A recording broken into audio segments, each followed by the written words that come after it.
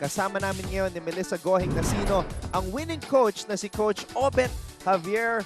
Coach, pwede ka na mag-smile, pwede ka na mag-relax ng konti dahil sa wakas, nakamit nyo ang inyong unang panalo ngayong season. Kamusta ang pakiramdam, Coach?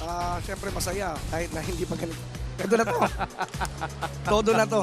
Kumbaga, masaya dahil yung pinaghirapan namin na kahapon, ngayon, nagkaroon ng magandang resulta.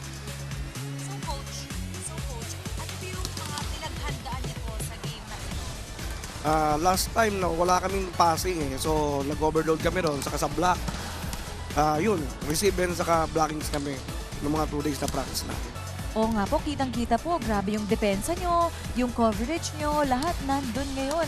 And coach, ano yung adjustment na ginawa? Pansin namin na iba yung first six nyo po sa game na ito.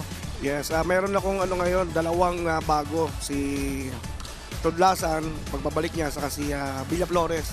So last time kaya ako nag-decide na isalang ko si Hart ngayon. Kasi nakita ko yung puso niya last game namin na kahit na rookies, na nakikita natin na talagang yung bata mayroon talagang pusong palaban. Coach, simula pa lang ng season, nung tinitignan namin yung lineups, nakita po namin, reserve si Laika Tudlasan. Number 5 siya sa scoring nung season 98. Ano ba yung health status ni Laika ngayon? Kamusta yung kanyang lower back? Kanina mukhang okay naman pero hindi pa yung katulad nung last year na talagang nandun yung lakas niya. Kahit pa paano yung pain na nararamdaman niya medyo lessen na naman. Ayoko lang talagang isugal si Laika. Pero sabi ko nga, nung tinanong ko naman yung aming PT na, pwede na coach, pwede mo lang ilaro si Laika. So, syempre, binibigay ko rin yung trust ko doon sa PT namin. Yeah. So coach, ano ba yung may expect pa natin? Ito yung first win ninyo and sa mga susunod na games, paano nyo po paghahandaan po yung mga susunod na games ninyo po? Syempre, mas lalo namin pag bubutihin, mas marami pa kami dapat na i-improve para sa amin. Syempre, yung game namin, every time inaalay namin yan lagi sa school, lalong-lalo sa aming presidente. Coach, isa pa, simula pa lang ng game, natumba na si Dodi Batindaan. We were so worried, akala namin major injury. Pero nakapag-adjust kayo agad despite that unexpected happening. Coach, paano kayo nag-adjust? Paano kayo nag-focus maski na nangyari yon sa kapitanan ng team? Every practice, meron talaga kaming sinisingit na tao.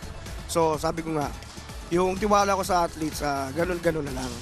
Alam naman nila na pag binigyan ko sila ng pagkakataon, hindi nila yun sinasayang.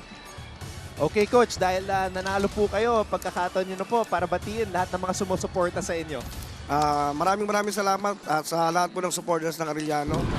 Lalong-lalo na po yung Arellano management, yung aming presidente na si President Francisco Caico, yung aming athletic director na si Sir Valente Caico, at syempre Sir Peter Caico po na laging nandyan. Ang aming pong assistant directress na si Ma'am Joy Dilay. At sa lahat po ng parents at saka yung syempre YB ko nandiyan sa gilid. Maraming salamat at makakaasa kayo na mas lalo pa namin pagbubutin yung aming games. Congratulations again po coach and congratulations to the Lady Chiefs.